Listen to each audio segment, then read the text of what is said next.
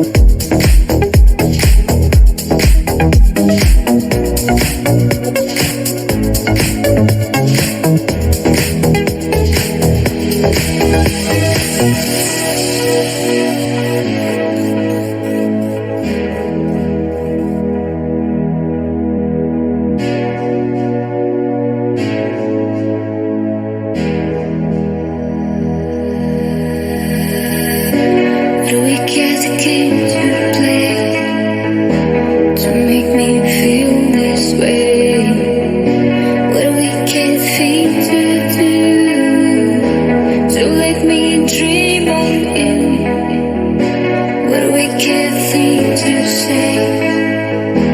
You never felt this way.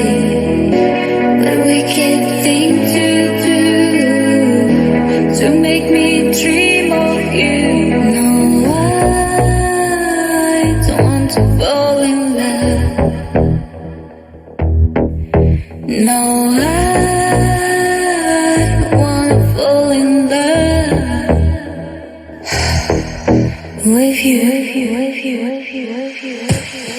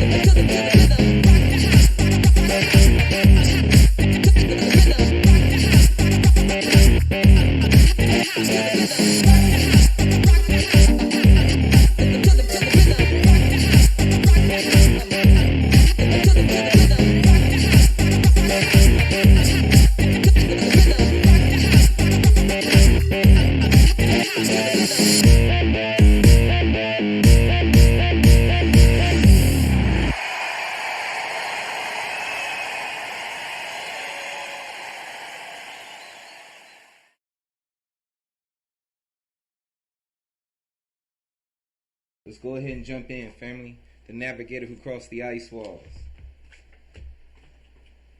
Where are we at today? Hold on. We are at... what chapter we at, man?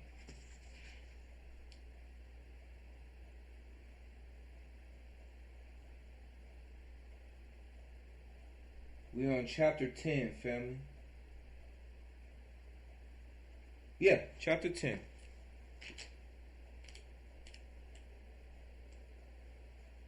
The domes, the learning of the worlds beyond the ice walls. Chapter 10. The domes, the learning of the worlds beyond the ice walls. The past of the giants, or giant humans, was hidden forever. Their technology and bones were as sadly hidden and forgotten as the greatness of their history. And new discoveries of giants will be today and, in the future, simply ridiculed. Some even intermingled with beasts that never inhabited these lands. The eternal known lands where their oceans are stained with ancestral blood, which could have changed everything. The custodians made a pact. Never the human of the new reset could know that a force was possible to defeat his invisible colonizer. Hold on, let me read that again. The custodians made a pact. Never the human of the new reset could know that a force was possible to defeat his invisible colonizer. He would not even know this time that there was a force above that controlled his lands and his environment, that made him live an empty life, where the messages would be based on his exploitation of all kinds, his degraded spirit. In this chapter, we will see the origin of the human being, an essential being with infinite spiritual potential, as well as why the other races are interested in him. Those who want to keep them in an almost unbearable oppression, and those who want to make them escape towards their immense spiritual freedom. Is this possible?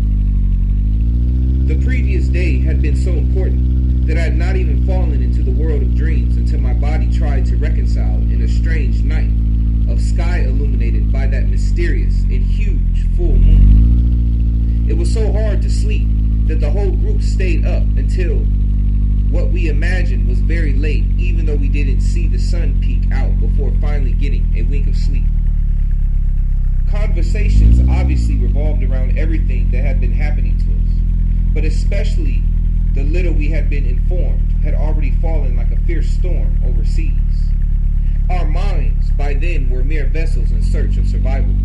The storm was the truth that not only fell on our face and plunged into our interior, but also generated the most gigantic waves that made each of us real abruptly.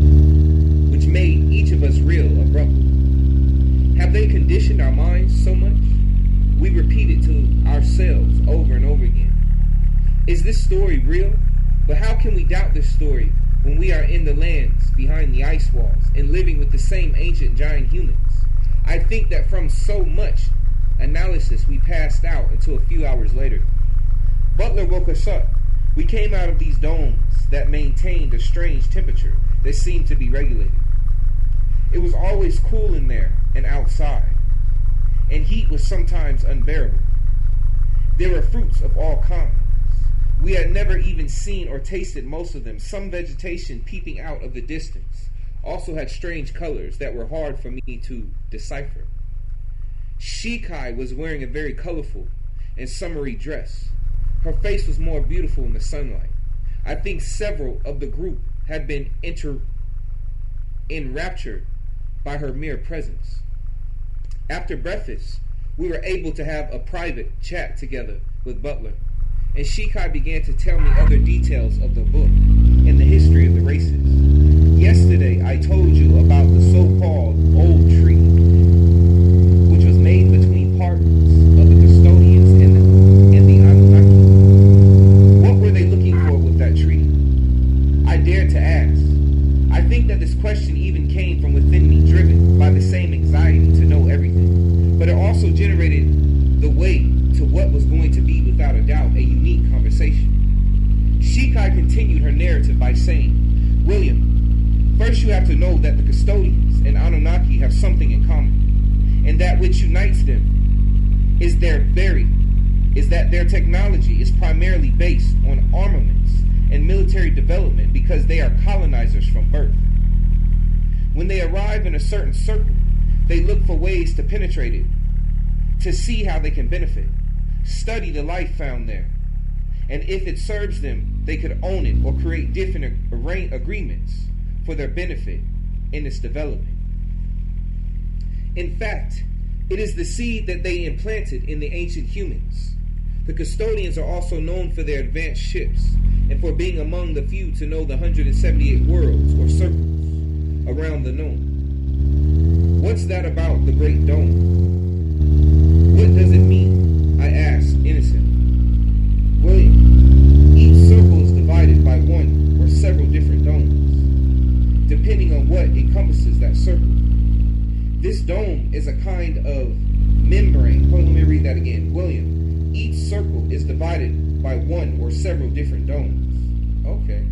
Depending on what encompasses that circle. This dome is a kind of membrane that divides a system. This information is very advanced for the time where you come from. But I imagine you have heard of the cellular theory. These circles, we could roughly compare them to what we call a cell and its plasma membrane. This dome membrane is a wall invisible to our eyes. Although some races can make it out, that divides two systems that are similar or may differ in their totality, but have connections in different parts. What we know from the information taken from the custodians is that all the circles or worlds that are known have some connection between the inner and outer system, except one, which is considered the most important, and which led just to this old treaty between custodians and Anunnaki. You know what's funny? The custodians it's like the custodians and Anunnaki have a treaty about the celestial lands, just as in this land, all the countries have a treaty about not going to Antarctica or not owning land in Antarctica. Just saying. These races are adept at manipulating environments, as they have sufficient technology to do so within the dome of any known world. These connections between inner and... Oh, just real quick, I just thought about something. I never finished it. What was that show? I think it was on Fox or ABC back in the day. I think it was called Dome. And it was about this town where one day a dome ended up on top of the town, and the people couldn't escape.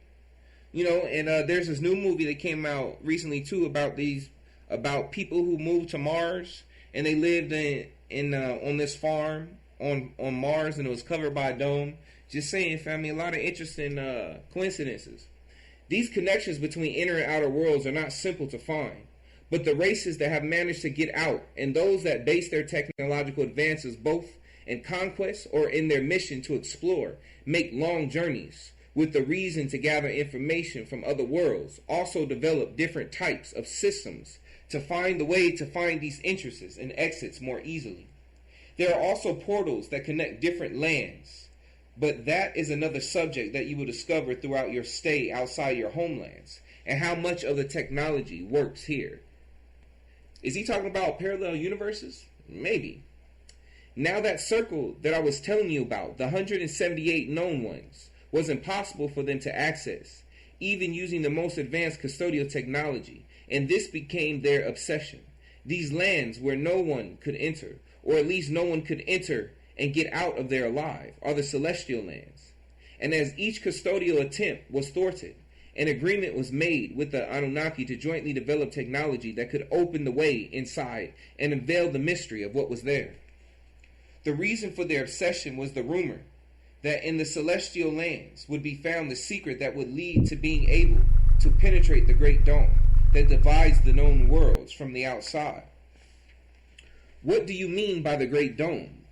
The question came from inside me almost without wanting to interrupt, but with anxiety that all this generated in me. Of this great dome, we have very little information that we were able to gather from the custodians.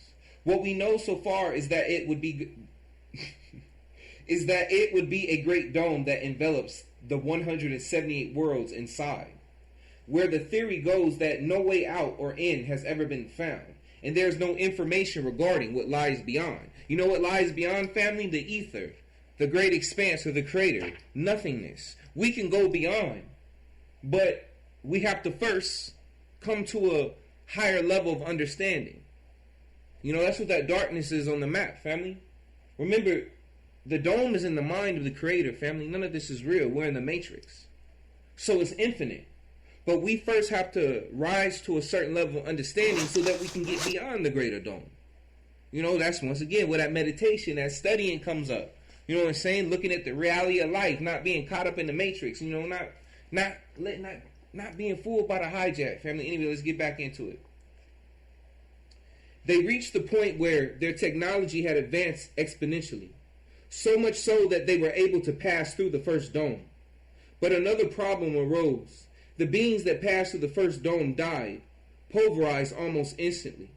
They found no answer to this and tried in various ways and with the use of various races, but they all died in the same way. Dang, they cold-blooded. Various races, they was probably just sending people in.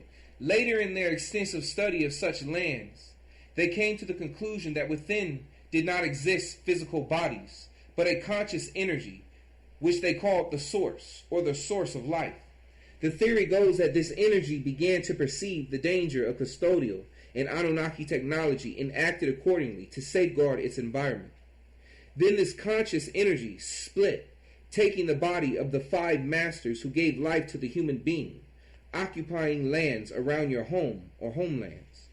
They first started with Asgard to the north, a remote place bounded by mountainous areas very difficult to discover.